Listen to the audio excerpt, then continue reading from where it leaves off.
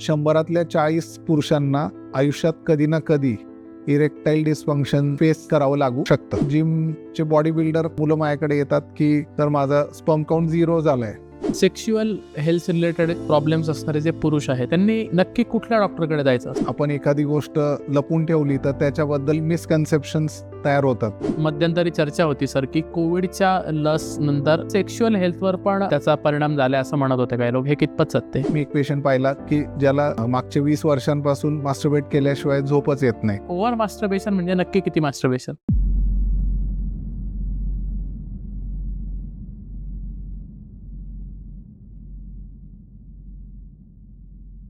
नमस्कार मंडळी, वैचारिक किड्याच्या वैचारिक गप्पांमध्ये तुमचं पुन्हा एकदा स्वागत आहे. आजचा विषय खूप इंटरेस्टिंग आहे, इंटेन्ससुद्धा आहे आणि तेवढाच गरजेचा सुद्धा आहे. सेक्स या विषयावर आपल्याकडे गप्पाच मारल्या जात नाही. आपल्या एज्युकेशनमध्ये तर तो नसतोच विषय. घरच्यांशी पण आपण या विषयात बोलत नाही आणि चर्चा होते ती मित्रमैत्रिणींसोबत. पण त्यातनं पण खूप ऑथेंटिक इन्फॉर्मेशन आपल्यापर्यंत पोचते असं काहीच नसतं. त्यामुळे याच क्षेत्रातला एक तज्ज्ञ व्यक्ती आज मी वैचारिक गप्पांमध्ये घेऊन आलो आहे. डॉक्टर इरफान शेख सर, खूप खूप स्वागत आहे तुमचं. इरफान सर पुण्यात असतात आणि ते युरोलॉजिस्ट आणि अँड्रोलॉजिस्ट असं त्यांचं प्रोफेशन आहे.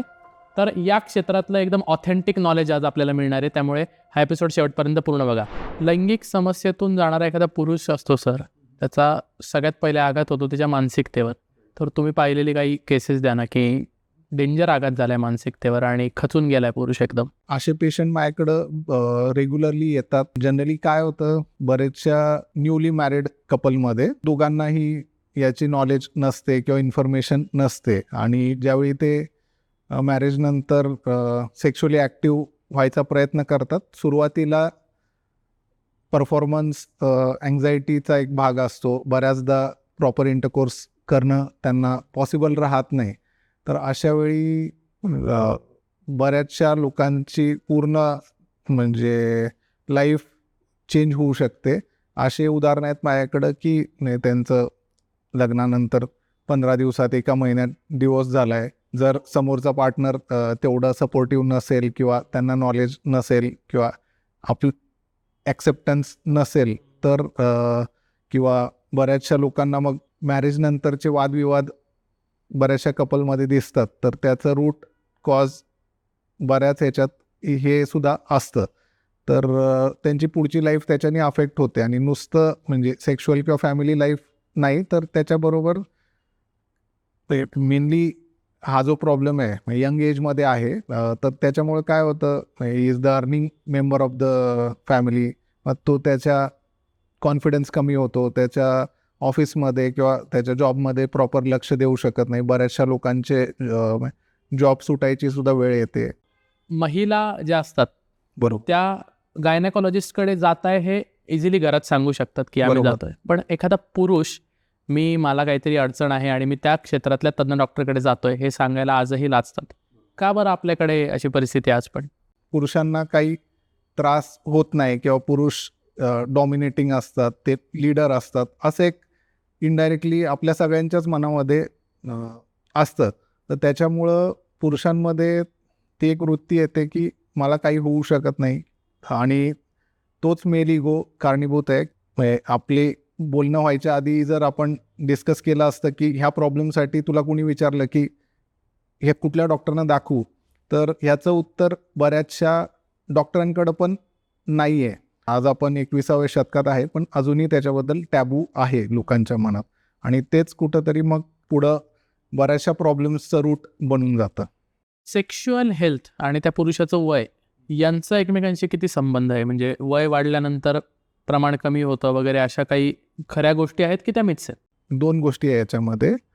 बॉडी जशी जशी ओल्ड होते त्याच्यात काही चेंजेस होतात. तर त्याच्यामध्ये थोडं हॉर्मोन्सचं लेवल कमी होणे हा एक भाग आहे. पण हा प्रॉब्लेम फक्त ओल्ड एजमध्येच होतो किंवा डायबेटिक्सलाच होतो हे मिथ आहे. माझे 50% ऑफ द पेशंट हे 20 ते 40 एज ग्रुपमध्ये, जे प्रोडक्टिव्ह एज ग्रुप म्हणतो आपण, त्याच्यात आहे.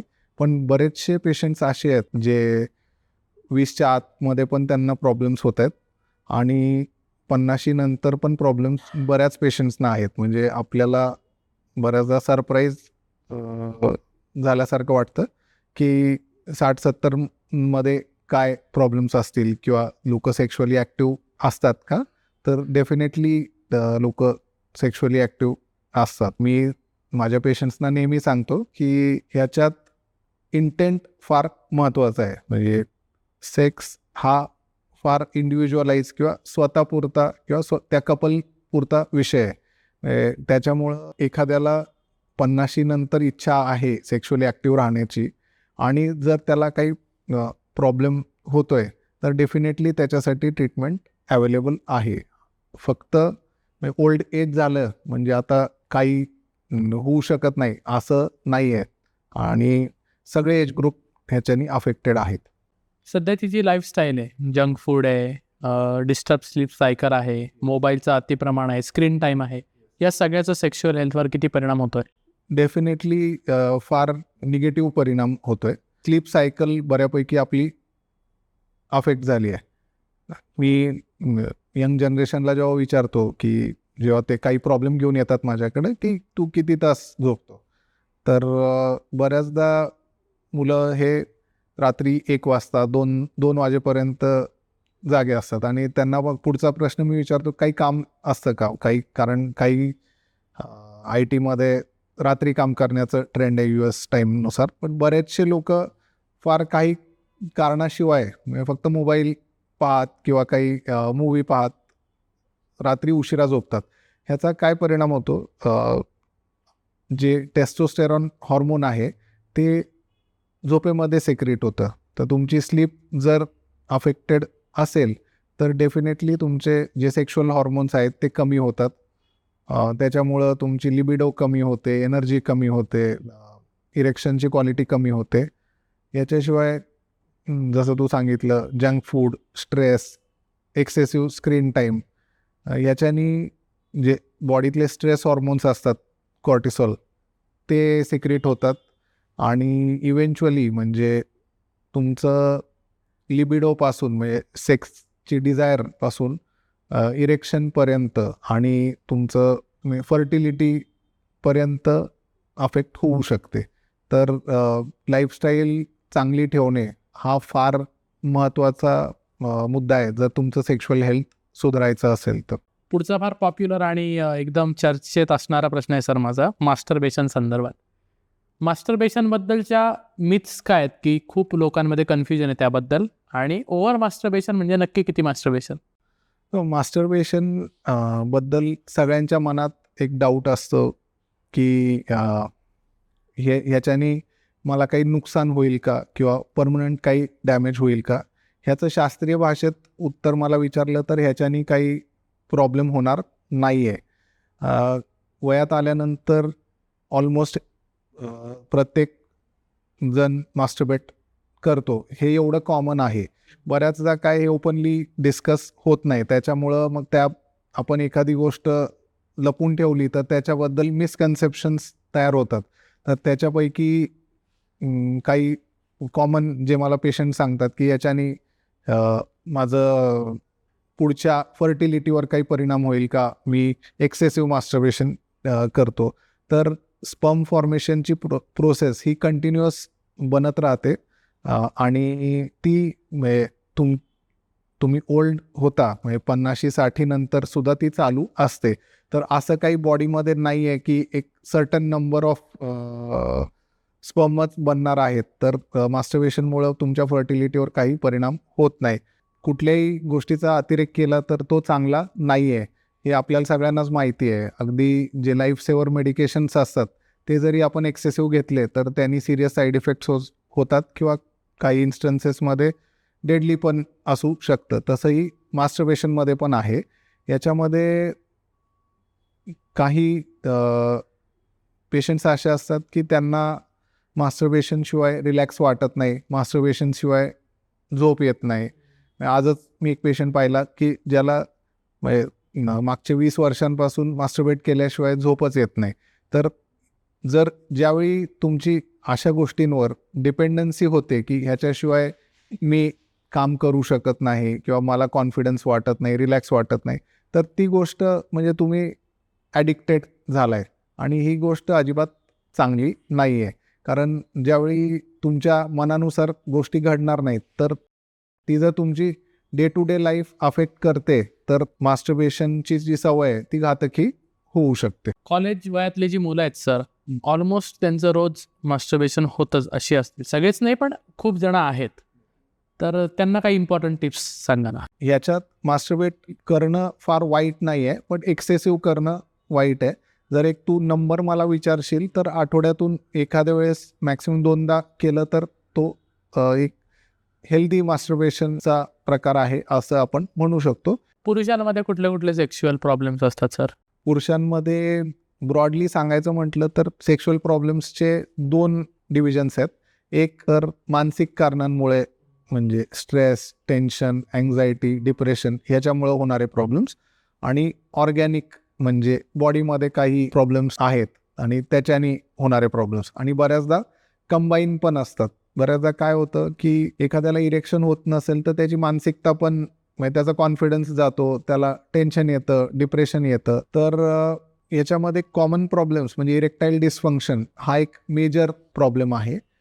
प्रीमॅच्युअर इजॅक्युलेशन म्हणजे शीघ्रपतन म्हणतो आपण, तो फार कॉमनली अफेक्टेड प्रॉब्लेम आहे. म्हणजे इरेक्टाईल डिस्फंक्शनच्या नंबरबद्दल बोललं तर 100तल्या 40 पुरुषांना आयुष्यात कधी ना कधी इरेक्टाईल डिस्फंक्शन फेस करावं लागू शकतं. तर हा फार ह्यूज नंबर आहे. ऑलमोस्ट अर्धे. हा म्हणजे 40% आपण इमॅजिनही करत नाही, कारण ह्याच्याबद्दल ओपनली बोललं जात नाही. पण हा प्रॉब्लेम्स फार आहेत. ह्याच्याशिवाय बरेचसे प्रॉब्लेम्स म्हणजे लिंगामध्ये वाकडेपणा असणं, अँग्युलेशन किंवा पिनाईल कर्वेचर म्हणतो, पेरोनी डिसीज म्हणतो, असे प्रॉब्लेमसुद्धा ते बाहेरून आपल्याला पाहताना वाटत नाही की फार हे सिग्निफिकंट असतील, पण बरेच कॉमन आहेत. एक फार कॉमन एक्सपिरियन्स आहे पेशंट्सचा की त्यांच्या मनात एवढी भीती आहे किंवा संकोच आहे की डॉक्टरकडे जाण्यासारखा एक सिम्पल स्ट्रेट फॉरवर्ड डिसिजन घ्यायला पण त्यांना 6-6 महिने वेळ लागतोय. तर तो त्यांनी स्वतःचं थॉट प्रोसेस चॅनलाइज करायला पाहिजे आणि योग्य सल्ला घेणं फार गरजेचं आहे. सर, आज 1 टिपवर पॉर्न उपलब्ध आहे मोबाईलवर, आणि जेवढं उपलब्ध आहे तेवढंच त्याचं प्रमाण वाढतंय बघायचं लोकांचं. तर त्याच्या अति बघण्यामुळे त्याचा सेक्शुअल हेल्थवर किती परिणाम होतो पुरुषाच्या? पॉर्नोग्राफी हा फार भलेही तो इलिगल आहे, बट फार कॉमन टॉपिक आहे तो, आणि इझिली अवेलेबल आहे.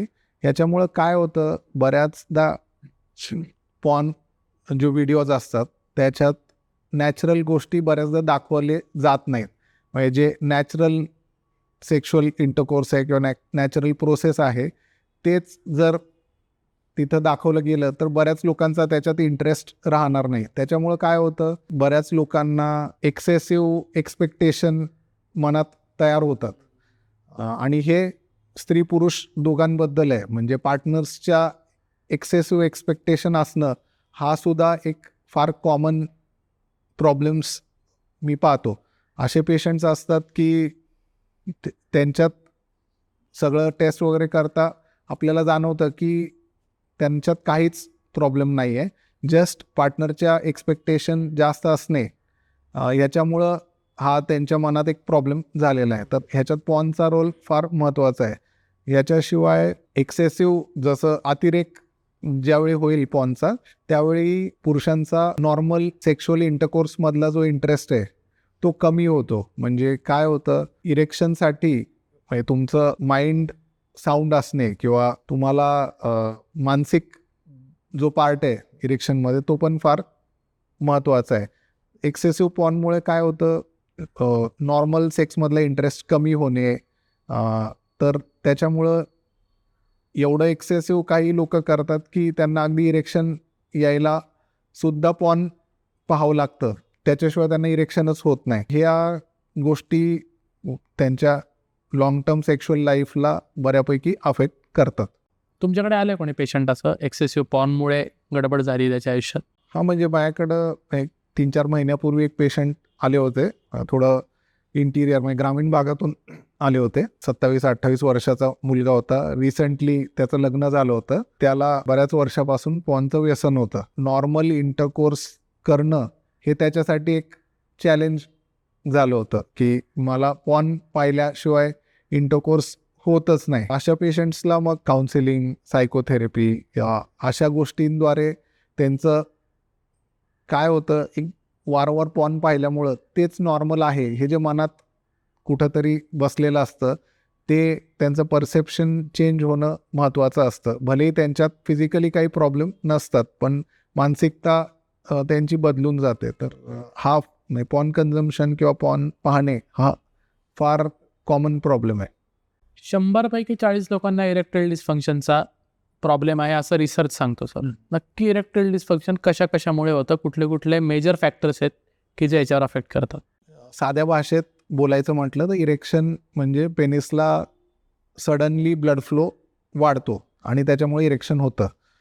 तर इरेक्टाईल डिस्फंक्शन काही कारणामुळं जर ब्लड फ्लो होत नसेल किंवा ब्लड येत आहे पण टिकून राहत नसेल तर त्याला इरेक्टाईल डिस्फंक्शन म्हणतात. पेनिस हा एक स्ट्रेचेबल ऑर्गन आहे. म्हणजे हे एक बलूनचं उदाहरण देतो की त्याच्यामध्ये तुम्ही जेवढी हवा भराल तेवढं तो साईज वाढते. पेनिसमध्ये जर तुम्ही त्याची कपॅसिटी 100 ml ची ब्लड घ्यायची तर आणि 50 mlच तुम्ही ब्लड फ्लो होत आहे तर इरेक्शन ऑब्वियसली सेमी सॉफ्ट राहणार आहे किंवा जेवढं हार्ड पाहिजे इंटरकोर्ससाठी तेवढं राहणार नाही आहे. तर असे कुठलेही प्रॉब्लेम ज्याच्यामुळं ब्लड फ्लो अफेक्ट होतो जसं की ओबेसिटी, स्मोकिंग, एक सिम्पल सांगायचं म्हटलं तर हार्ट अटॅकसाठी जे रिस्क फॅक्टर असतात म्हणजे हार्टला काय असतं, एक सिंगल रक्तवाहिनी असते त्याच्यात जर ब्लॉक झाला तर हार्ट अटॅक येतो. पेनिसमध्ये एक रक्तवाहिन्यांचं जाळं असतं कारण सडनली ब्लड फ्लो वाढवायचा असतो.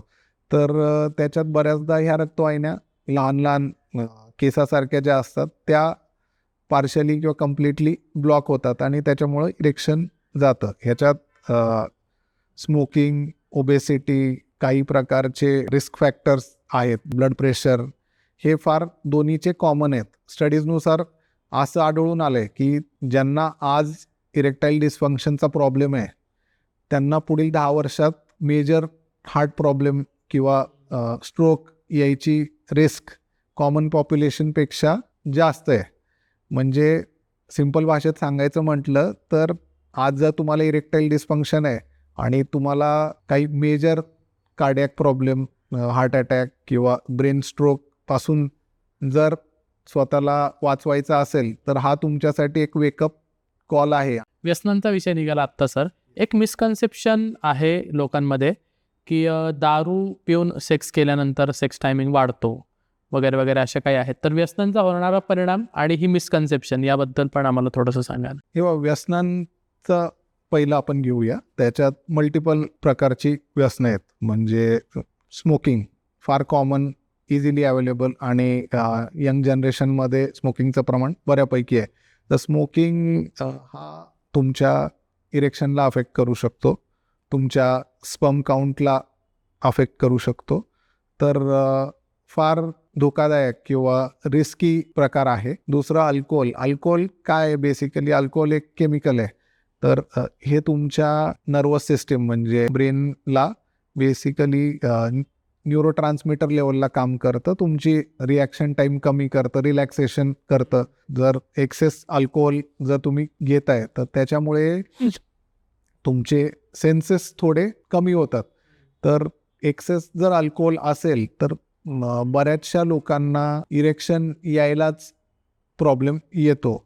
आणि तू जे म्हणालास की लोकांना वाटतं की अल्कोहोल घेऊन सेक्स केल्याने टायमिंग वाढू शकतं, तर ते तितकंसं काही खरं नाही आहे. इनफॅक्ट त्याचे परिणाम तुमच्या म्हणजे इरेक्शनपासून तुमच्या फर्टिलिटी, स्पर्म काउंटपर्यंत किंवा हॉर्मोनल लेवलपर्यंत होऊ शकतात. याच्याशिवाय जे ड्रग्स वगैरे आहेत त्यांचे बरेचसे दुष्परिणाम आहेत आणि त्यांच्यापासून दूर राहिलेलं फार इम्पॉर्टंट आहे. जर तुमची सेक्शुअल हेल्थ तुम्हाला इम्पॉर्टंट किंवा प्रिझर्व करायची असेल तर यंग जनरेशननी तर व्यसनांपासून दूर राहायला पाहिजे.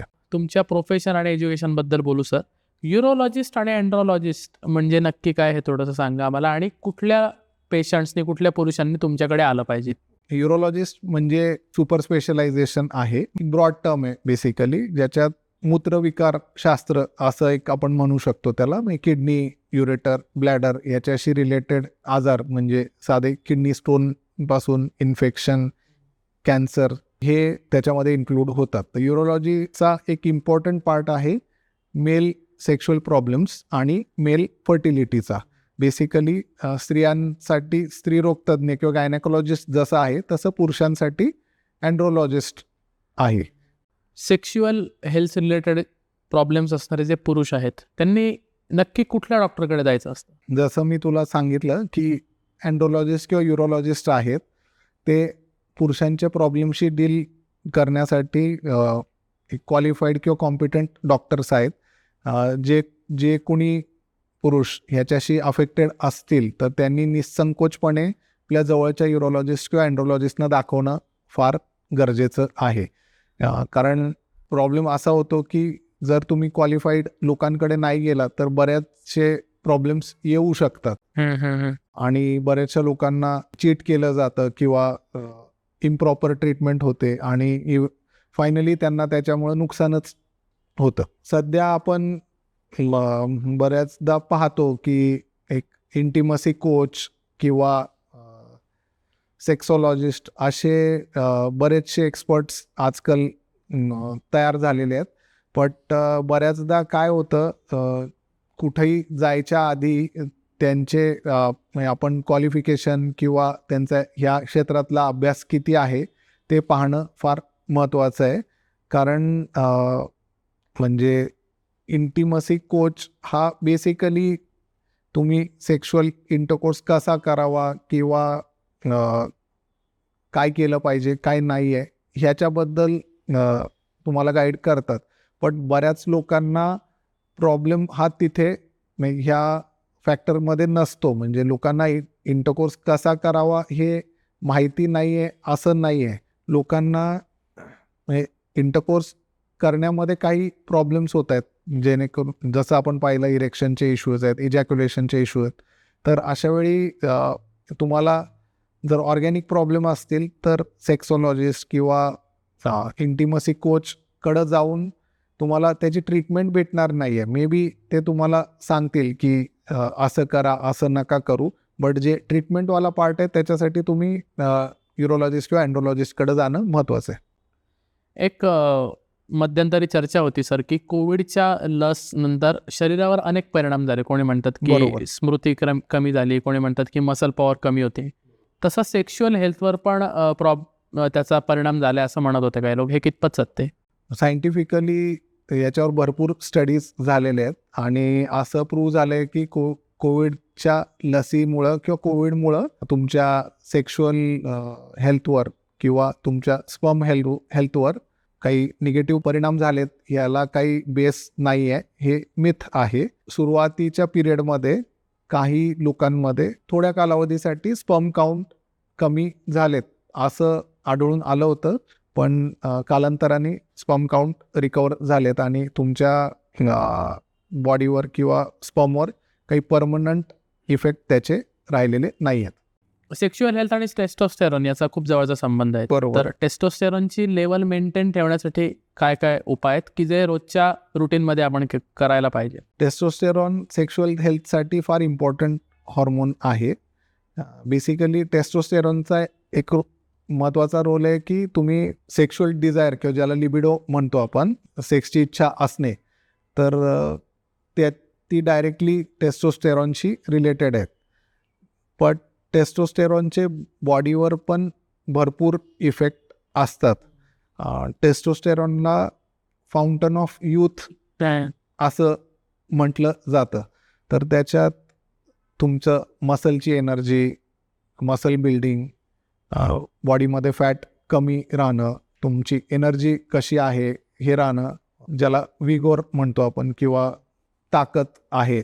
एक कॉमन बोलताना आपण टर्म यूज करतो की ह्याच्यात फार ताकद आहे, तर ते मेनली तुमच्या टेस्टोस्टेरॉनशी निगडीत आहे. तर टेस्टोस्टेरॉन लेवल चांगली असणं फार महत्त्वाचं आहे आणि टेस्टोस्टेरॉन लेवल चांगली ठेवण्यासाठी काही गोष्टी करायला पाहिजेत, ज्याच्यामध्ये 6 ते 8 तासाची शांत झोप मिळणं फार महत्त्वाचं आहे. तुमचं रेग्युलर मसल वर्कआउट किंवा एक्सरसाइज करणं ते तेवढंच महत्त्वाचं आहे. त्याच्याने तुमचं जे टेस्टोस्टेरॉनची लेवल आहे ती ऑप्टिमम राहते. वेट कमी राहणं, ओबेसिटी नसणं हे तेवढं इम्पॉर्टंट आहे. काही सप्लिमेंट्स आहेत जसं अश्वगंधा आहे, हे नॅचरल टेस्टोस्टेरॉन बूस्टर असं आपण त्याला म्हणतो. तर त्याच्याने सुद्धा बऱ्याचदा फायदा टेस्टोस्टेरॉन लेवलमध्ये होतो. आता ह्याच्याशी रिलेटेड मी तुला एक इंटरेस्टिंग एक्झाम्पल सांगतो. बरेचसे यूथ आहे आज हेल्थबद्दल किंवा फिटनेसबद्दल बऱ्यापैकी यूथमध्ये क्रेज आहे. बरेचसे मुलं जिममध्ये जातात किंवा वर्कआउट करतात. तर तिथं काय होतं, बरेचशा जिममधल्या आजूबाजूच्या वातावरणामध्ये बघून बॉडी बिल्डिंगसाठी स्टिरॉइड इंजेक्शन घेणं किंवा सप्लिमेंट्स घेणं हे फार कॉमन झालं आहे. त्याच्यामुळं काय होतं, ही सगळी 18-20 वर्षाची मुलं असतात, त्यांना त्याचे काही दुष्परिणाम होतील पुढे ह्याच्याबद्दल काहीच नॉलेज नसतं. तर बऱ्याचदा ह्या टेस्टोस्टेरॉन सप्लिमेंट घेतल्यामुळं बॉडीतील नॅचरल जे स्पर्म प्रोडक्शन असतं, जर बॉडी टेस्टिस जे आहेत त्यांचं काम आहे की एक तर स्पर्म बनवणं आणि टेस्टोस्टेरॉन बनवणं. तर बरेचसे असे जिमचे बॉडी बिल्डर मुलं माझ्याकडे येतात की सर माझा स्पर्म काउंट 0 झाला आहे आणि त्याच्यात फ्युचरमध्ये स्पर्म काउंट 0 होणं म्हणजे इनडायरेक्टली मूल होणार नाही, असे ते सिम्पटम्स असतात. तर मला तुमच्या पॉडकास्टच्या थ्रू लोकांना हेच सांगायचं आहे की जर तुम्ही ह्या सप्लिमेंट घेत असाल किंवा घ्यायचा विचार करत असाल तर टेस्टोस्टेरॉन रिप्लेसमेंटचे सप्लिमेंट्स अजिबात घ्यायला नाही पाहिजेत. त्या फार घातक आहेत तुमच्या फ्युचर पर्स्पेक्टिव्हमध्ये. म्हणजे आत्ता घेताना तुम्हाला मे बी मसल ग्रोथ चांगली राहील, बट फ्युचरमध्ये तुमच्या फर्टिलिटी किंवा सेक्शुअल हेल्थवर त्याचा फार निगेटिव्ह परिणाम होईल. आणि अशा वेळी जे एक्सेस करतात तर त्यांना स्पर्म येणं सुद्धा अवघड होऊन जातं. तर ते त्यांनी अवॉइड करायला पाहिजे. पुरुषांमधली एक मुख्य समस्या आहे सर इन्फर्टिलिटी. तर इन्फर्टिलिटी म्हणजे नक्की काय आणि कुठल्या कुठल्या गोष्टी आहेत की ज्याच्यामुळे इन्फर्टाईल होऊ शकतो पुरुष?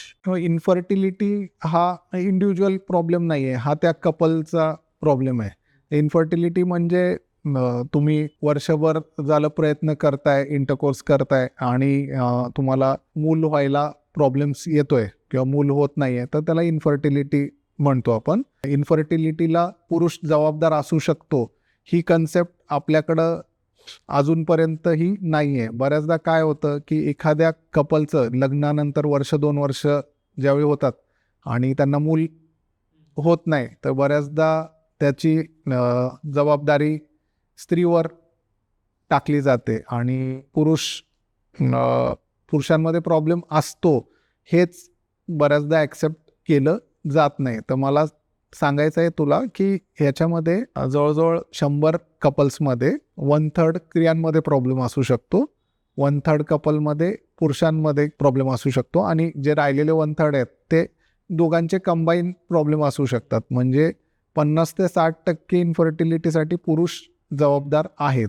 याच्यामध्ये स्पर्म काउंट कमी असणं किंवा स्पर्मची जी मुवमेंट्स असते, मोटिलिटी म्हणतो, ती कमी असणं हे फार कॉमन आहे. म्हणजे आजकालच्या लाईफस्टाईल किंवा स्ट्रेस मुळं स्पर्म काउंट अफेक्ट होणं हे फार कॉमन झालेलं आहे आणि त्याच्यामुळं पुरुषांनी त्यांच्या फर्टिलिटीबद्दल पण अवेअर राहणं फार गरजेचं आहे. आता स्पर्म काउंटबद्दल जी चर्चा चालू होती सर, तर कुठल्या कुठल्या गोष्टी आहेत की ज्याच्यामुळे स्पर्म काउंटवर परिणाम होतो किंवा कमी होतो स्पर्म काउंट? स्पर्म काउंट कमी व्हायला जसं आपण पाहिलं, डिस्कस केलं, टेस्टोस्टेरॉन सप्लिमेंट्स घेणे हे बऱ्याचदा अफेक्ट करतं. बॉडीमध्ये काही प्रॉब्लेम्स होतात, जसं एक व्हेरिकोसिल म्हणून आजार आहे, त्याच्यात टेस्टिसच्या ज्या वेन्स आहेत त्यांची साईज वाढते आणि तिथलं टेम्परेचर वाढतं आणि स्पर्म हेल्थवर परिणाम होतो. काही जन्मापासूनचे जे अनुवांशिक आजार आहेत त्याच्यामुळं पण फर्टिलिटीला इफेक्ट होऊ शकतो. तर मार्केटमध्ये मेडिकलमध्ये मिळणाऱ्या ज्या गोळ्या आहेत की बरोबर. सेक्स करायची इच्छा वाटते किंवा पॉवर वाढते असं वाटतं, तर त्या घेणं योग्य आहे का, आणि घेतल्या तर त्याचं प्रमाण किती असावं? ह्याच्यामध्ये कॉमन ज्या गोळ्या आहेत त्या खरं बघितलं तर ते ओव्हर द काउंटर घेण्यासारख्या गोळ्या नाही आहेत. जेव्हा पेशंट माझ्याकडे येतात तेव्हा म्हणजे बरेचसे पेशंट ह्या गोळ्या ट्राय करून झालेले असतात. ह्या गोळ्या तज्ज्ञांच्या सल्ल्याशिवाय आपण घ्यायला नाही पाहिजेत. त्याच्यामुळं पुढच्या हेल्थवर परिणाम होऊ शकतो. सर, जाता जाता काही अशा महत्त्वाच्या सेक्शुअल हेल्थच्या टिप्स की ज्यांनी सेक्शुअल हेल्थ चांगली राहू शकते? सगळ्यात महत्त्वाचं म्हणजे ॲडिक्शन्सना सोडणं फार इम्पॉर्टंट आहे. स्मोकिंग, अल्कोहोल, रेग्युलर एक्सरसाइज करणं आणि 6 ते 8 तास रेग्युलर झोपणं, ह्या साध्या गोष्टी आहेत, पण त्यांच्यामुळं तुमच्या सेक्शुअल लाईफवर फार चांगला परिणाम होऊ शकतो आणि त्याच्यामुळं तुमचं फ्युचर बेटर होऊ शकतं.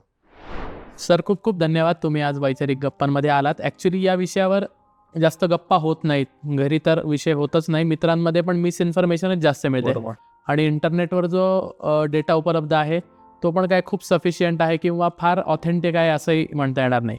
त्यामुळे तुमचं येणं फार महत्त्वाचं होतं. Thank you so much. मंडळी, तुम्हाला आजच्या वैचारिक गप्पा कशा वाटल्या आम्हाला नक्की कळवा. जो विषय जास्त गप्पा ज्याच्यावर होत नाहीत तोच विषय मुद्दा मांडला होता, आणि इरफान सरांनी खूप डिटेल आणि ऑथेंटिक आपल्या सगळ्या प्रश्नांची उत्तरं दिली आहेत. त्यामुळे त्या कशा वाटल्या आम्हाला कमेंटमध्ये सांगा. हा व्हिडिओ सगळ्या मित्रांसोबत शेअर करा, आणि अवेअरनेस वाढवणं हेच या गप्पांमागचं उद्दिष्ट होतं. त्यामुळे वैचारिक क्रीडा सबस्क्राईबसुद्धा करा, आणि पुन्हा भेटूया वैचारिक गप्पाच्या पुढच्या भागामध्ये. खूप खूप धन्यवाद. टाटा, बाय बाय.